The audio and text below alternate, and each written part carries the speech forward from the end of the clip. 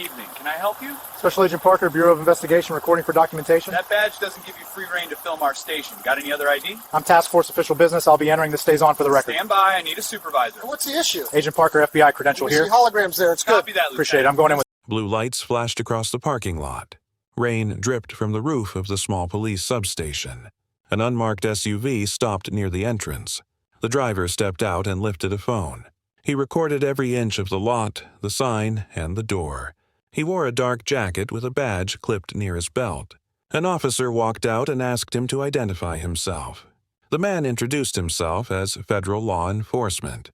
His voice stayed calm, but the officer did not accept the badge. The officer reached for his radio. The man kept recording. A supervisor rushed outside. Tension climbed. The federal badge looked real. The officer still refused access. Body cams recorded the entire confrontation. The truth behind that badge changed the station's night. Rain poured across the pavement in heavy sheets. The clock above the substation door read 8:47 p.m.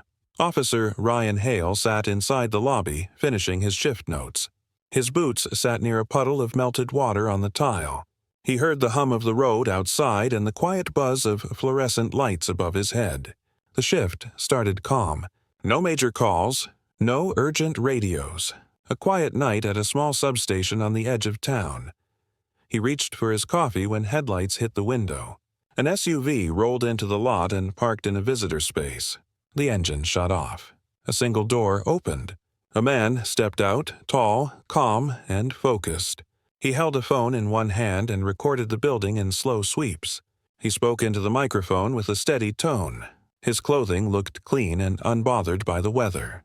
The badge on his belt clip flashed in the reflection. Hale stood from the desk and opened the lobby door. The rain hit his face with a cold slap. He told the man the station closed for the night and public access ended at 8.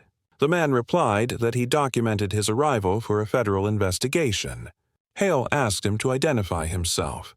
The man pulled his jacket aside and exposed a badge with 3 letters etched across a metal plate. FBI. Hale blinked. He stepped closer and looked at the badge without touching it. The badge looked official. The photo ID attached to the lanyard looked legitimate. Hale asked for agency credentials. The man lifted a second card. Name, department number, clearance, and an embossed seal. Everything looked real, but Hale knew that fake badges sat on the internet for cheap prices. Some scammers printed identical seals and copied case numbers. Some criminals used fake identification to trick patrol officers. Hale learned that lesson during training. Never take a badge alone as proof. He told the man to wait. The man refused. He said he had business inside the building. His voice stayed steady. His hand recorded every second. Hale hated the confusion. He did not know him. No memo mentioned an FBI arrival. No radio call warned of federal presence. Hale stepped back, placed his hand on his radio, and requested a supervisor to the front lot. Within seconds, Sergeant Brooks stepped out of the door behind Hale. He looked at the man, then the badge, then the phone. Brooks introduced himself. The man introduced himself with full name and rank. Brooks listened in silence. The man said agents followed a lead in this jurisdiction. He needed to meet detectives assigned to a narcotics case. He asked for entry. Brooks explained that detectives worked from the main precinct 5 miles away. This building handled patrol functions only. The man raised his brow. He said dispatch directed him here. Brooks shook his head and pulled out his phone. He called the watch commander. While he waited for an answer, the rain struck louder against the concrete. Hale kept his body cam running. So did Brooks. The man continued recording with his own phone. Every angle caught every move. The watch commander answered and told Brooks that no one expected an FBI visit tonight. Brooks ended the call and told the man that the main precinct handled federal coordination. The man looked annoyed but calm. He said he needed confirmation from inside. Brooks repeated the instruction. He told him to drive to the main building. The man pointed toward a side door and asked why detectives parked their units here if it served patrol only. Brooks stiffened. A row of unmarked sedans lined the far edge of the lot. Some belonged to detectives. Some belonged to specialty units. Some belonged to officers who rotated assignments. The man spotted that detail in 7 seconds. His eyes sharpened. He asked why the book said patrol only when detective vehicles sat in plain view. Hale kept silent. Brooks inhaled. The man continued recording. His presence felt controlled and confident. His tone stayed even. He knew the layout. He noticed details that casual visitors missed. Something about him did not feel careless or fake. His badge did not wobble or shine like cheap metal. His language matched actual federal procedure. He stood in the rain, unfazed, while Hale and Brooks grew uncomfortable. Brooks demanded written verification of his arrival. The man opened his jacket pocket and pulled out a sealed envelope. The seal carried a federal emblem and a case number. The paper stayed dry inside the plastic sleeve. He handed it to Brooks. Brooks checked the seals and took photos. He told Hale to call the main precinct again and ask for the narcotics lieutenant. Hale made the call. The lieutenant answered after 2 rings. Hale explained the situation. The lieutenant paused. He said he received a voicemail from a federal contact earlier but did not confirm. He said the meeting was supposed to take place tomorrow. Hale felt his stomach tighten. The lieutenant asked Hale to hand the phone to Brooks. Hale did. Brooks listened. His jaw shifted. He thanked the lieutenant and ended the call. He told the man that the precinct expected federal contact, but the timing changed. The man nodded. He said confusion happened often. He walked toward the door. Brooks did not open it. He said the precinct still needed full verification. The man's demeanor shifted. His eyes narrowed. He lowered his phone slightly. He asked why the department treated him like a threat. Brooks explained that procedure demanded verification. The man shook his head. He said protocol allowed federal agents to access joint task force spaces without delay. His tone sharpened. The badge on his belt stayed visible. In that moment, a patrol car entered the lot. Officer Rainford stepped out with wet gloves and a hooded jacket. He saw the scene and approached. Hale told him the basics. Rainford nodded. He asked to see credentials. The man lifted the badge again. Rainford asked who assigned him to the case. The man answered with a specific name. Rainford recognized the name. It belonged to a federal liaison they worked with during a stolen weapons investigation 2 years ago. Brooks shifted again. The situation reached a balance point. The man might be legitimate. He might be someone with authority above every person standing here. Hale watched rain roll across the badge. He noticed the man's breathing stayed calm. No sweat, no shaking, no aggressive posture. If the badge were fake, the actor deserved awards. Brooks opened the door. The man entered the lobby. Hale followed. Rainford covered the door. The man removed his hood and shook off water. He asked to meet the duty detective. Brooks said no detective sat in the building at the moment. The man asked for access to the secure hallway. Brooks said the main precinct handled that level of clearance. The man looked irritated. He said the department moved task force meetings to this building a week ago. He had email logs. He pulled them up on his phone.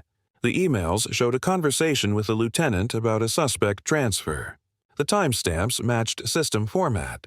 The names matched real staff. Brooks needed more confirmation. He called the lieutenant again. The lieutenant confirmed that emails looked real. The meeting started early by federal request. Brooks hung up and exhaled. He told Hale to log the arrival. He told Rainford to notify command staff. The man waited near the bench and scrolled through his phone. He never raised his voice. He never acted aggressive. He said he understood suspicion. He also said the department needed better communication. 5 minutes later, Lieutenant Diaz stepped through the door. She held a folder in her arm and an access card in her hand. She walked toward the man and introduced herself. He greeted her by name and shook her hand. She confirmed his credentials with a quick scan on her phone. Her face relaxed. She told officers to stand down. She said his record verified through secure channels. Brooks nodded. Hale felt discomfort roll through his chest. The man noticed. He looked Hale in the eye and said suspicion was better than recklessness. He thanked him for staying calm. Rainford nodded. Brooks escorted the man down the secure hallway. Diaz followed. Hale watched through the lobby window. Rain kept falling. Hale walked back to his desk and typed his report. He wrote every detail, badge presentation, refusal to accept a name alone, verification calls, chain of command. He wrote that the man acted controlled and professional. He wrote that the department respected procedure. Rainford walked to the coffee machine and wiped his jacket.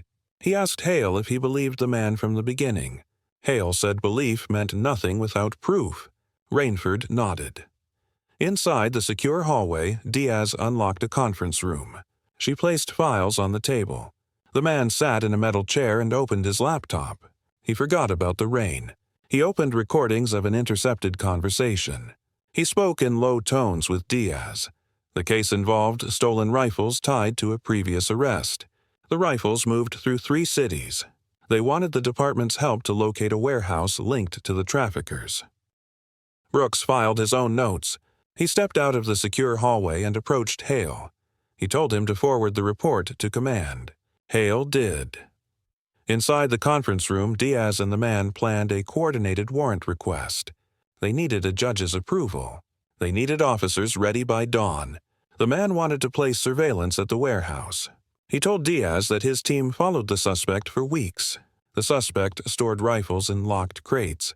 Diaz called the captain. She explained the situation. The captain granted support. 4 officers assembled in the hallway. Rainford prepared gear. A K-9 unit sat in the parking lot. Hale grabbed binoculars and bodycam batteries. By midnight, officers sat inside their patrol cars. The man drove his SUV toward the industrial park with Diaz riding shotgun. Hale followed with Rainford. Brooks led the convoy.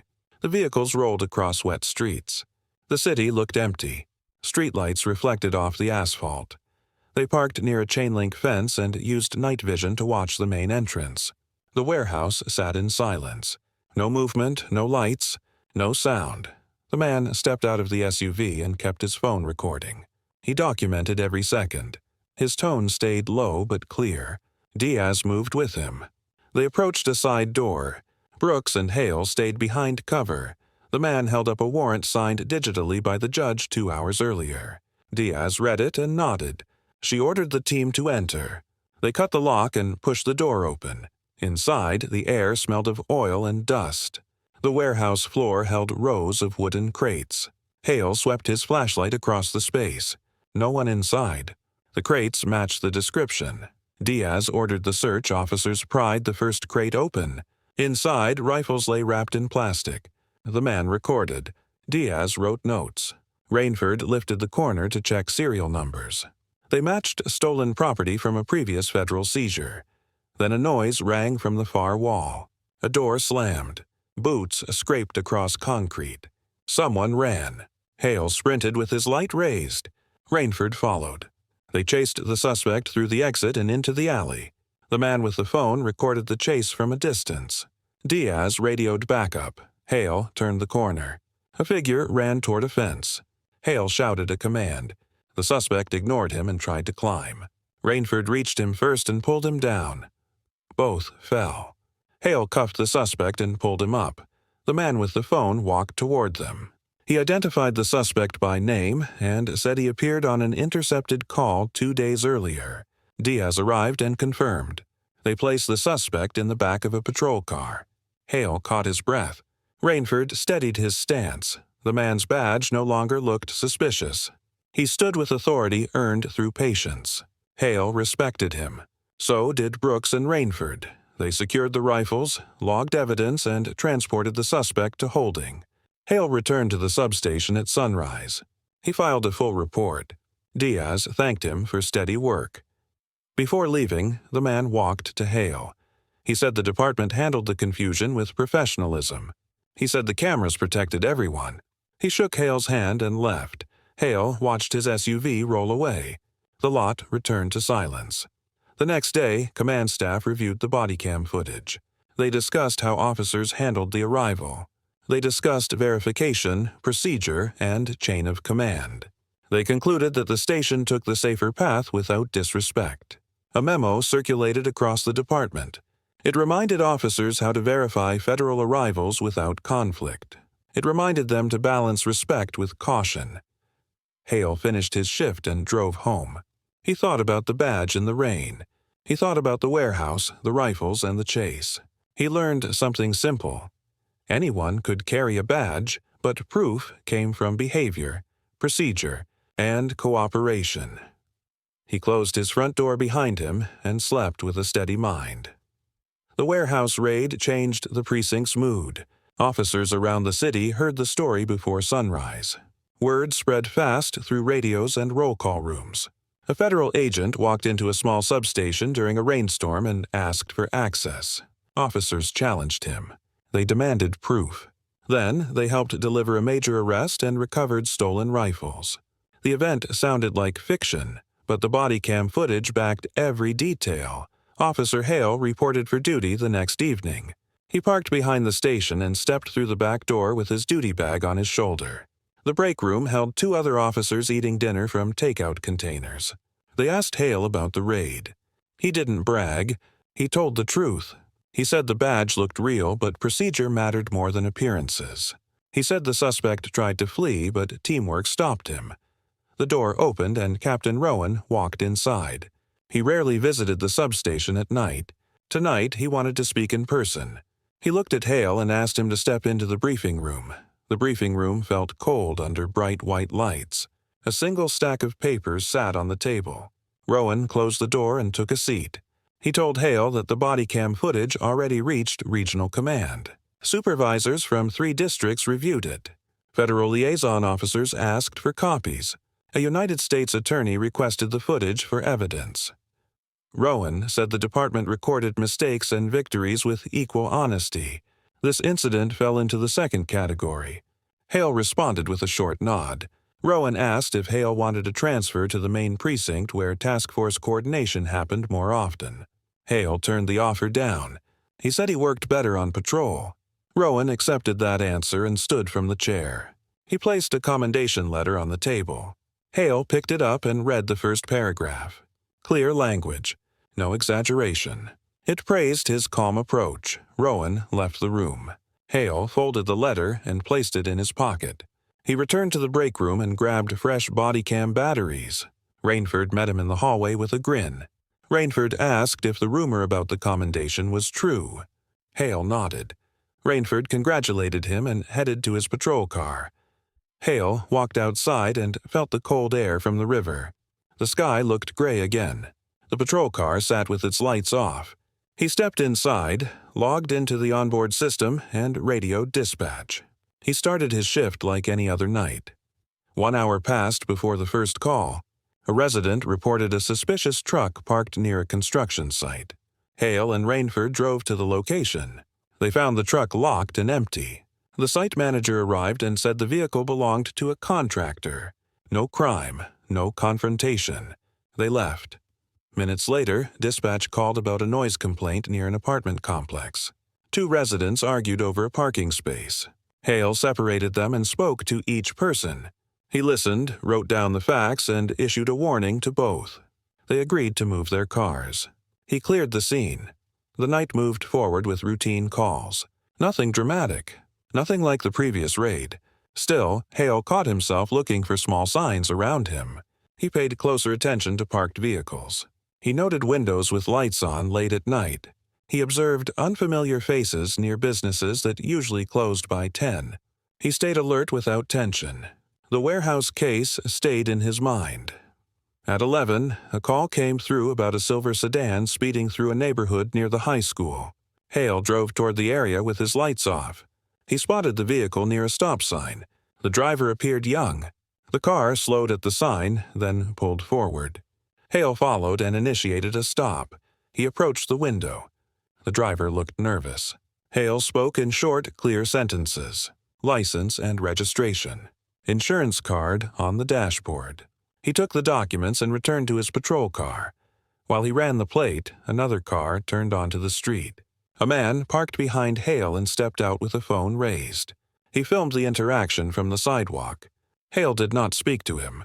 The man stayed at a distance. He did not interfere. Hale finished the stop and returned the documents to the driver. He issued a written warning and told him to slow down. The driver nodded and left. Hale then walked toward the man with the phone. He thanked him for staying on the sidewalk and not interrupting. The man said he filmed for accountability. Hale agreed that filming protected everyone. The man kept recording. Hale returned to his patrol car and moved on. That was it. No tension. No confrontation. The camera did not bother him. By midnight, Hale received a message from Brooks. He asked Hale to stop by the substation for a short briefing. Hale turned toward the small building and parked in the same visitor space the federal agent used the night before. The rain started again. Not heavy, light and steady. Inside the lobby, Brooks stood near the desk with Lieutenant Diaz. She wore plain clothes and a sidearm. She held a folder of evidence from the warehouse. She asked Hale if he could accompany her to the main precinct. They wanted his report in person. Hale agreed. Rainford arrived and stood with them. Diaz requested both officers. She wanted them to help identify footage from the warehouse camera system. The cameras recorded the suspect entering and leaving the building during storage runs. The recordings might show other faces, other vehicles, other license plates. They followed Diaz in a convoy of 3 units. The main precinct sat near downtown with a larger parking lot, larger building, and a louder atmosphere. Patrol units came and went. Detectives walked across the lobby. Phones rang across desks. Diaz guided Hale and Rainford to a small room with computer monitors. The FBI agent sat inside. He looked drier than last night. No rain, no tension. He greeted both officers. He thanked them for returning. His tone sounded friendly.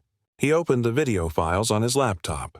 They watched the suspect arrive at the warehouse on 3 different nights. The man never looked for surveillance cameras. He carried crates inside with a hand truck. He shadowed the same route from crate to shelf each time. The agent pointed to a detail in the footage. A second person held the door open on 2 nights. The second person wore a hooded jacket and gloves. The face stayed hidden. The agent paused the video and asked Rainford for his opinion. Rainford leaned closer. He said the second person moved like someone trained to handle weapons. The stance looked familiar. The way he carried the crate, the way he checked corners, and the way he shifted his balance. Diaz agreed. The agent nodded. They played another clip. The hooded person waited by a sedan. The sedan left the lot in a hurry. The scene lasted 7 seconds. The license plate looked clear. Hale wrote it down. The agent asked if any officers recognized the plate. Hale searched the precinct database. The match hit fast. The plate belonged to a chemical supplier who rented space near the county line. The owner had previous infractions for hazardous storage violations. Diaz raised an eyebrow. The agent asked for a warrant request. Diaz said she needed a judge's signature again. Brooks walked in with updated paperwork. He handed Diaz a template for the warrant. She typed notes while the agent dictated details. They needed to raid the facility used by the chemical supplier. The rifles might be stored there. The crates at the warehouse likely held only part of the inventory. Hale prepared equipment again. Rainford checked his radio. Brooks gathered 2 more officers from the precinct. Diaz organized the team. The agent stood by the door with his phone in hand. He recorded every second again. By 2 a.m., they reached the facility near the county line. A large steel building sat behind a locked fence. The paper sign read, Industrial Solutions. The lot looked dark. No movement, no guards. No security cameras at the entrance. Diaz held the warrant. She authorized the breach. Rainford used bolt cutters to remove the chain. The gate swung open without noise. Hale parked near the loading dock. The agent positioned his SUV near the road and kept recording. Brooks ordered the team to move. They opened the side door and stepped inside. The interior smelled like chemical fumes mixed with dust. A forklift sat in the corner. A line of crates matched the ones from the warehouse. Officers lifted the lids. More rifles inside. Some looked brand new. Some looked old. All wrapped in plastic. As they logged the evidence, a door slammed behind the main office. Hale moved toward the noise. Rainford covered him. The agent followed, recording. Diaz drew her weapon but kept it pointed at the floor. A man ran toward the back exit with a duffel bag. Hale shouted a command. The man ran faster. Rainford cut him off near a row of barrels. Hale tackled him to the floor. The duffel bag slid across the concrete. Officers cuffed him. Inside the bag, they found rifle parts, cash, and a list of shipments. Diaz identified the man as the chemical supplier. He refused to speak. Officers placed him in a patrol car. The agent recorded him for documentation. They finished logging the rifles and moved them to evidence trucks. Hale stood near the loading dock, breathing steady. Rainfall hit the metal roof again. The agent walked over and nodded with approval. Diaz thanked Hale and Rainford for fast reaction. She said the rifles would not reach the streets now. The suspect held evidence that linked him to the warehouse and the stolen firearms. The sun rose slowly as they left the facility. The convoy returned to the main precinct. Officers finished their reports. The agent sat with Diaz and filled out federal forms. Hale watched him work. His badge no longer raised questions. His presence strengthened the task force. Before leaving, the agent spoke to Hale. He said that officers who demanded verification saved agencies from embarrassment and danger. He said hesitation kept the precinct safe. Hale nodded. The agent packed his laptop and walked toward his SUV. Diaz shook his hand. Brooks thanked him. The SUV pulled onto the road and disappeared into morning traffic. Hale returned to the substation with Rainford. They dropped their gear into lockers. The break room smelled like fresh coffee. Other officers arrived for morning roll call. Hale placed his report on the desk and clocked out. He walked into the parking lot, tired but clear-headed. The city looked calm. The sky shifted from gray to blue. Hale climbed into his personal car and drove home. He thought about the raid, the badge, the rifles, the chase, the unknown faces behind the operation. The next shift would come soon. More calls, more reports, more cameras watching every move. Nothing about last night felt dramatic. It felt necessary, and the story was far from over. 3 days passed after the second raid. The precinct spent long hours processing evidence and organizing court documents. Officers labeled crates, logged serial numbers, and entered data into the statewide system. Detectives coordinated with federal analysts. Every weapon stored belonged to a stolen case. Each rifle carried a tag that linked it to a crime report. The haul reached headlines across the region. Officer Hale rode evening patrol as usual. He drove through neighborhoods with quiet houses, empty sidewalks, and children playing ball under streetlights. The job felt normal again, but the warehouse scenes still lived in the back of his mind. The image of stacked rifles, sealed crates, and a suspect sprinting through shadows stayed vivid. Near 9 p.m., dispatch sent Hale and Rainford to a grocery store parking lot. A store manager reported a suspicious vehicle parked near the loading dock for over an hour. Hale pulled into the lot and noticed a rusted sedan backed against the fence. The windows fogged from the cold. A man sat inside. Hale approached and tapped the glass. The man rolled the window down. He said he waited for someone. Rainford checked identification. Everything matched. No warrants. No stolen car. They asked him to leave the restricted loading area. He did. No arrest. No conflict. Work moved forward without trouble. As Hale walked back to the patrol car, he spotted a white pickup truck parked near the edge of the lot.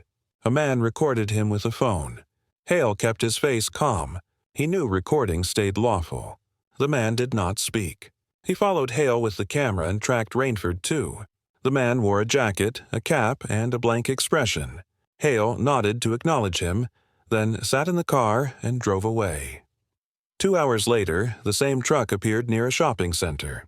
Hale noticed the same man recording officers handling a minor traffic accident. He stayed off the sidewalk, leaned on his truck, and filmed quietly. No interference, no hostility. Officers finished the report, cleared the scene, and moved on. When the shift ended, Hale signed out of the system and stepped into the quiet station. He checked his locker, removed his vest, and prepared to head home. As he left the building, Sergeant Brooks intercepted him. Brooks asked if anyone filmed him earlier. Hale confirmed. Brooks said 2 other patrol units reported a man recording from a white pickup truck. The man did nothing illegal, but his presence occurred at multiple scenes. Brooks wanted Hale to keep an eye out during the next shift. The following evening, Hale left the parking lot and turned onto Main Street. Patrol traffic stayed light. Restaurants closed early. Only a few cars rolled through downtown. 30 minutes passed before he spotted the white pickup again. The driver parked near the courthouse leaning on his hood, recording every patrol car that rolled by. Hale parked across the street. He watched the man for a moment. He decided not to speak. The man had a right to record. Hale drove on. Later that night, Rainford joined him for a call near the old industrial district. A burglary alarm triggered at a supply warehouse. Hale and Rainford walked the perimeter with flashlights. No broken windows. No damaged doors. They checked the loading dock. Nothing unusual. When they returned to the patrol cars, they saw the white pickup at the corner. The man filmed them again. Rainford asked Hale if they should talk to him. Hale shook his head. No interference meant no reason to engage. They cleared the alarm and drove away. The next afternoon, Hale met with Lieutenant Diaz at the main precinct. She asked for a follow-up interview about the warehouse suspect. She wanted details regarding his behavior during transport. Hale explained that the suspect refused to speak and kept his head down. Diaz wrote notes and asked about the second suspect from the chemical facility. Hale said he stayed silent during booking. Diaz nodded. Before Hale left, the FBI agent walked into the room. He carried a laptop and a folder. He greeted Diaz and Hale. He said he identified another suspect connected to the rifle operation. The new suspect used a rental car registered under a fake name. The vehicle matched footage from the warehouse parking lot. The agent asked if Hale could participate in surveillance that night. Diaz approved. They planned to monitor a storage facility on the east side of town. The suspects stored tools in a rented unit and visited weekly. The agent wanted to see if he linked to the weapons. Hale picked up binoculars and a radio transceiver from the equipment cage. When night fell, Hale and Rainford parked across from the storage facility. The FBI agent parked beside an alley. Diaz joined them in an unmarked sedan. They waited. Hours passed. No suspect. No movement. The facility stayed dark. At midnight, a truck rolled into the gate. It stopped at Unit 32.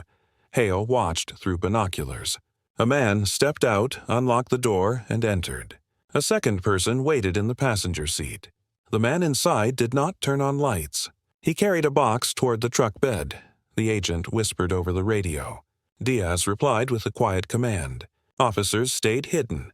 They needed visual confirmation before moving in. The man returned to the storage unit and carried a second box.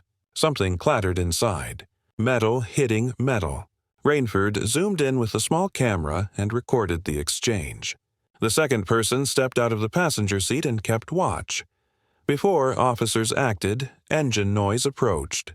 A familiar white pickup rolled through the gate and stopped behind the truck. The same man from earlier stepped out with his phone.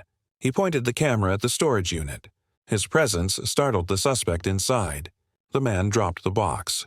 He sprinted toward the back of the unit. The second person shouted and jumped into the truck. The truck sped toward the exit. Diaz hit the siren and blocked the path. The truck stopped. Officers ordered the driver out. He complied. Rainford cuffed him. The man from the white pickup filmed the entire scene. The agent pursued the suspect in the storage unit. Hale followed. The man tried to climb into a ventilation duct. Hale grabbed his leg and pulled him down. The suspect hit the floor and rolled. He reached under his jacket. Hale grabbed his arm and pinned him. They struggled. The agent assisted, and they cuffed him without injury. Hale stood up, breathing hard. The storage unit lights flicked on. Rifles lay scattered across the floor, some half unwrapped, some packaged for transport. Boxes filled the truck bed. The operation reached its final stage. The rifles were seconds away from another move. Hale and Rainford secured the unit. The agent recorded evidence. Diaz called for transport vehicles. Officers loaded the confiscated rifles onto evidence trucks. They wrote time logs, serial numbers, and location sheets. Outside the unit, the man from the white pickup filmed every second. Diaz walked toward him and asked why he followed them across the city. He answered that he filmed law enforcement for transparency. His tone stayed calm. Diaz said he recorded an active federal operation. He said the lot allowed public access until midnight. No barriers, no locked gate, no restricted signage. He stood on public ground and filmed. Diaz studied him for a moment. She reminded him not to interfere. He said he would never interfere. Officers transported both suspects. The man from the pickup stayed near his truck, typing into his phone. He watched the evidence trucks leave, then drove away. When Hale returned to the substation at 3 a.m., the parking lot felt silent again. He checked his locker and removed his vest. Before signing out, he noticed Brooks waiting near the hallway. Brooks asked about the white pickup. Hale explained the events. Brooks nodded. He said citizens had the right to record. He said the man still raised questions. He asked Hale to keep a record of every time they saw the pickup in connection with tactical activity. Hale left the building and drove home on quiet streets. The next day, he slept through sunlight and woke in late afternoon. He ate dinner, showered, and returned to the station for another shift. During roll call, Captain Rowan entered and stood near the whiteboard. He announced the complete success of the federal partnership. 2 suspects in custody. Rifles recovered. Charges pending. Evidence solid. But he warned officers that cameras followed them everywhere. Some people filmed for accountability. Some filmed to provoke mistakes. Rowan reminded them that lawful behavior stayed the best defense. Rainford asked if the white pickup belonged to someone with bad intent. Rowan answered that the license plate returned clean. No warrants. No criminal history. The man filmed police at 4 scenes in 3 days. That alone meant nothing. Everyone had the right to record. Rowan instructed officers to ignore him unless he interfered with safety or evidence. After roll call, Hale headed to his patrol car. He checked the trunk, inspected his rifle, and powered up the bodycam. Rain began to fall again. The city streets glistened under streetlights. 1 hour into the shift, dispatch reported a minor accident at a gas station. Hale arrived and spoke with the drivers. The white pickup parked near the pumps. The same man recorded from 20 feet away. Hale finished the accident report and left without speaking to him.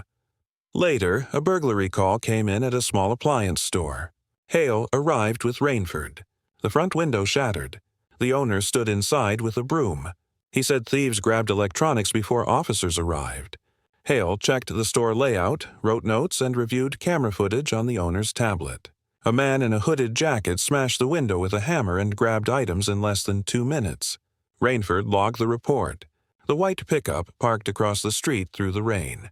The man filmed the entire call. Hale ignored him. Near midnight, a radio call came through. A vehicle crashed into a utility pole near the river. Hale sped to the scene. A sedan sat half-buried into a wooden pole with wires hanging loose. Smoke drifted from the hood. Hale rushed to the driver's side door. Rainford pulled the passenger door. The driver moaned.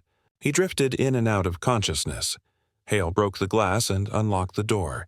Rainford slid the driver out and dragged him to the shoulder.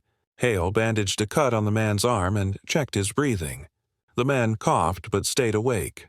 Paramedics arrived and loaded him into the ambulance. Rainford directed traffic.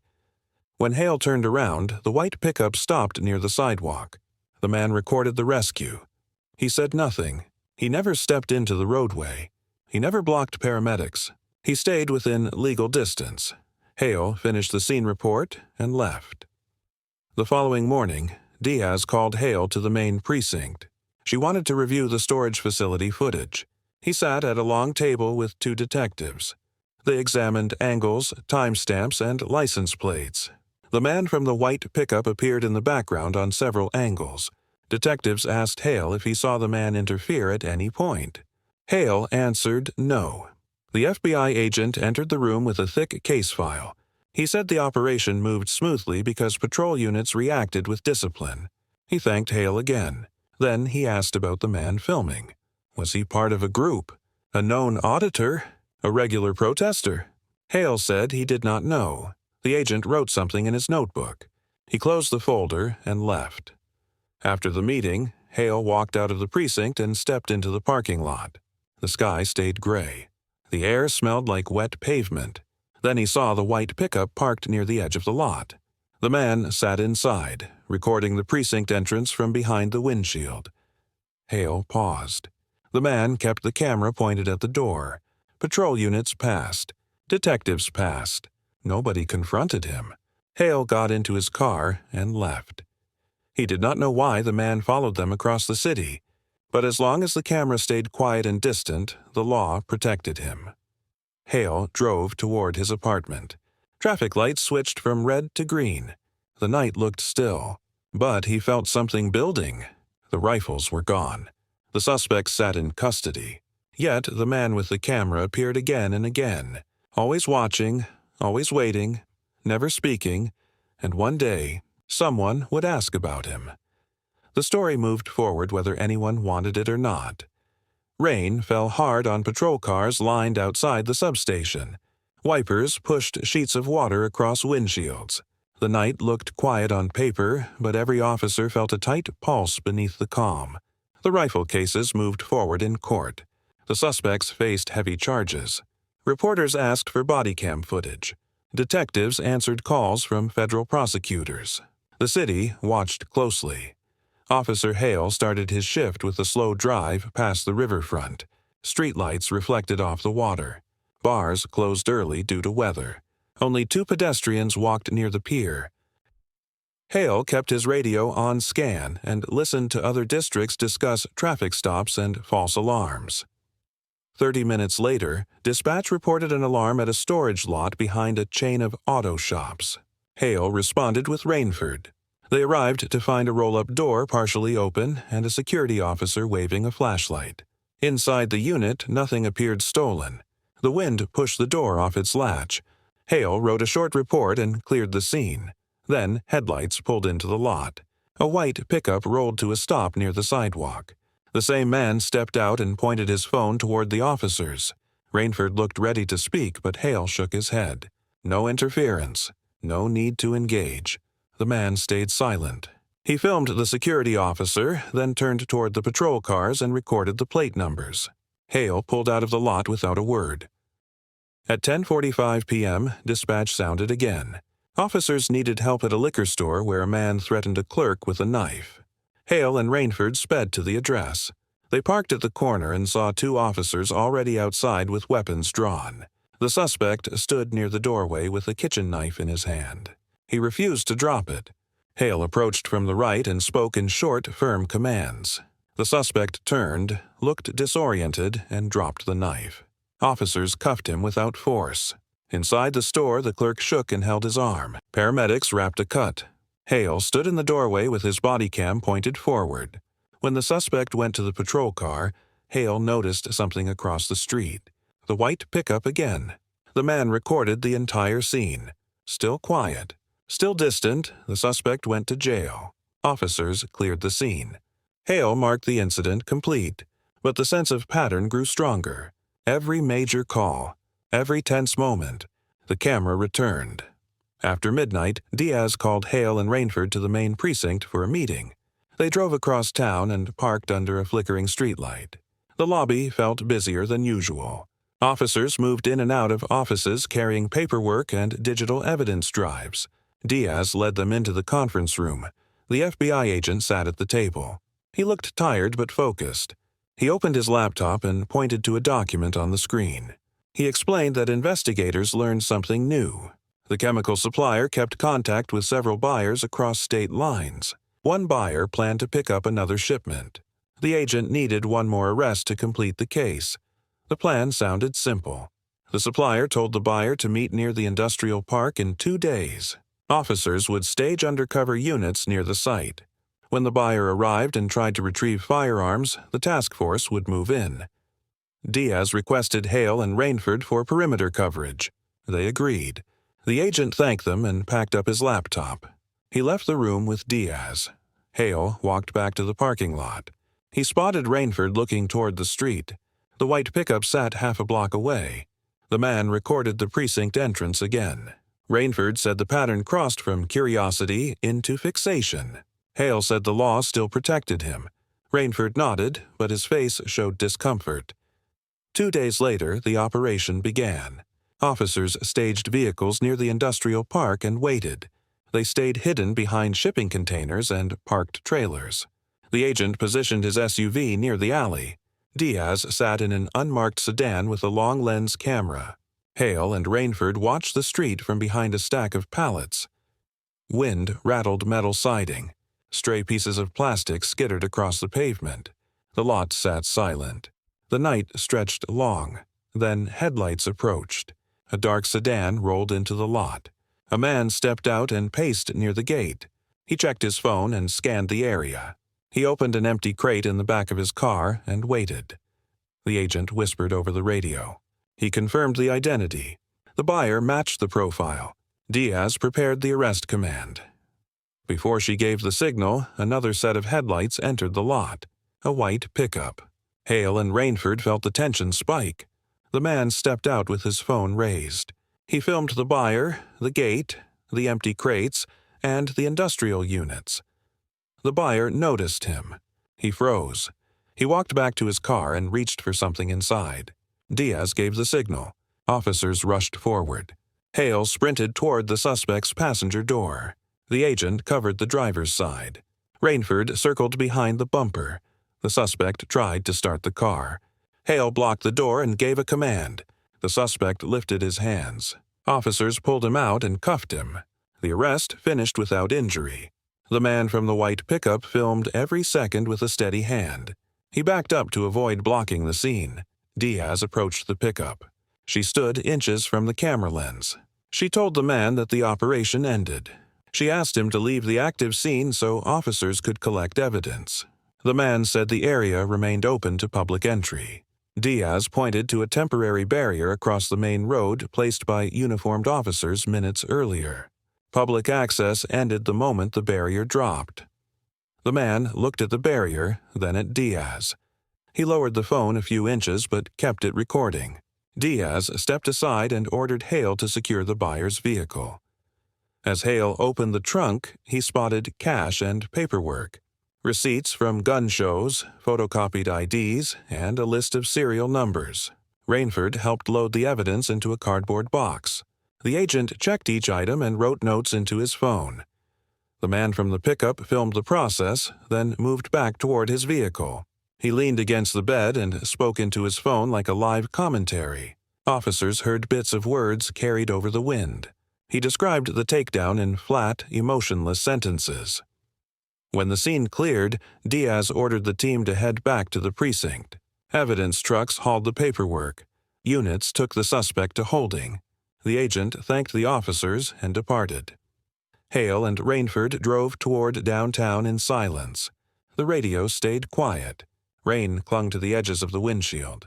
Traffic signals turned from red to green across empty intersections. As Hale pulled into the substation parking lot, the white pickup rolled in behind them. The man parked near the visitor space and stepped out. He recorded the front door again.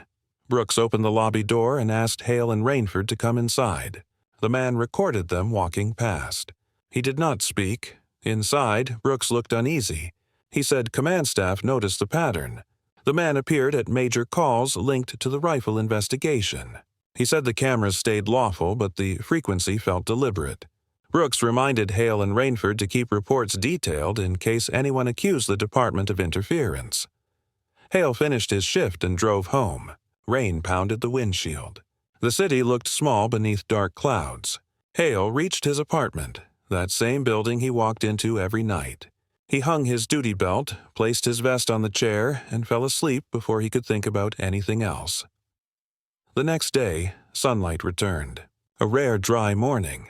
Hale drove to the precinct in his personal vehicle. Farmers' market tents lined the street near the civic center. Families shopped for bread and fruit. Kids played near the fountain. Hale parked and stepped inside. Diaz waited in the lobby. She asked if he had time to speak with Federal Internal Affairs. Hale agreed. They walked to a small office where two investigators sat behind laptops. They asked about the white pickup. Was the man aggressive? Did he ever block an arrest? Did he ever distract an officer? Hale answered truthfully. No interference. No threats. No obstruction. Cameras alone never triggered arrest or detention. The investigators wrote notes and thanked him. After the meeting, Hale checked the bulletin board outside the break room. A new memo hung on the wall. It reminded officers that filming stayed legal even during federal operations. It said cameras protected evidence and protected officers against false claims. It said officers must avoid reacting emotionally to recording devices. That afternoon, Hale ate lunch at his desk. He scrolled through local news. Articles praised the department and federal task force. Photos showed crates of rifles stacked inside evidence rooms. One article showed a blurred image of the man from the white pickup. Readers debated his motives. Some praised him as accountability. Others called him a provocateur. Nobody knew his identity. At 5 p.m., Hale started patrol. He drove through downtown and past the Civic Center. The farmers' market packed up for the day. Vendors folded tents and loaded vans. Kids chased each other across the square. Hale felt a rare calm. Then he saw the white pickup parked across from the Civic Center. The man recorded the vendors packing. He filmed officers directing traffic. Hale drove on without stopping. An hour later, dispatch reported a theft at a convenience store. Hale arrived and spoke to the clerk. The suspects stole cash from the register and ran into an alley. Hale and Rainford followed footprints into the back lot. They cornered the suspect near a dumpster. He raised his hands and surrendered. Hale cuffed him and radioed for transport. From behind the fence, the lens of a phone pointed through a gap. The man filmed the arrest. Hale ignored him. Officers finished the scene and cleared out. The white pickup disappeared into traffic. Near midnight, Hale cruised along the highway. The city lights flickered behind him. The road stretched quiet. Then a call came across the radio. Shots fired at a street corner near the old warehouses. Hale accelerated and called for backup. When he arrived, the scene looked chaotic. A man lay on the sidewalk with a leg wound. Another man fled on foot. Patrol cars closed around the block. Officers spread out and searched alleys. Hale rushed to the injured man. Rainford applied pressure bandages. Paramedics arrived within minutes and loaded him into an ambulance. Officers found shell casings on the pavement.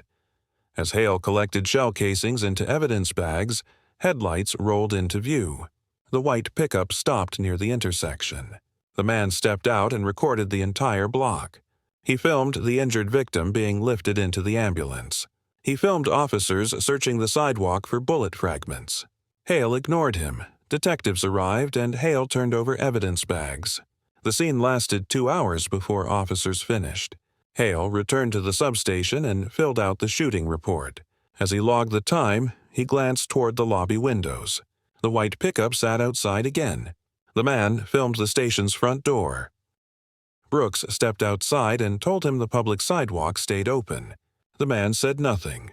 He recorded Brooks, then returned to his truck. Inside the station, Hale watched Brooks exhale hard. He asked Hale what he thought the man wanted. Hale answered without emotion. The man wanted footage of police behavior. He wanted a record of everything. Brooks nodded. The door opened. Lieutenant Diaz stepped inside holding a folder. She asked for Hale. They went into the briefing room. She said the federal case reached its final stage. The suspects faced federal weapons charges. The rifles moved out of city custody and into a secure facility. The U.S. attorney backed the investigations with strong evidence. Everything progressed without confusion. Then she shifted tone. She said the man in the white pickup posted videos online. He compiled the recordings from multiple scenes. He praised officers for lawful behavior. He never accused anyone. He never edited footage for drama. He showed the truth without distortion. People in the comments thanked the department for restraint. Residents said the city felt safer. The videos reached thousands. Hale listened. Diaz sat down. She said the department passed a test. Cameras watched every move. The officers stayed calm. The law stayed intact. Trust grew stronger than before. Hale thanked her for the update. He walked back to the lobby and stepped outside. The rain stopped. The street smelled like wet concrete. The white pickup disappeared. 2 weeks passed. The city returned to routine. The rifles sat in evidence vaults far from the street. The suspects prepared for trial. Officers returned to traffic stops, noise complaints, burglary calls, and lost pets. Patrol shifts moved without tension. One evening, Hale watched a group of teenagers film themselves skateboarding near the Civic Center. Police tape no longer separated officers and cameras. Phones pointed in every direction. No one flinched. Officers waved. Kids waved back. The story started with suspicion and Rain. It ended with quiet cooperation. The badge that raised questions led to arrests, seized weapons, and stronger public trust. Cameras recorded every step. The white pickup never returned, but every officer in the precinct remembered its presence. And they understood something simple. The badge spoke with authority. The camera spoke with truth. When both worked together, the city stayed honest. This closes the report. In our next upload, a highway trooper stops a limousine with tinted plates and finds 3 passengers tied to an interstate fraud case. The bodycam captured every second. If you want a free digital guide on lawful recording during traffic stops and police interactions, stay tuned for the next scheduled release.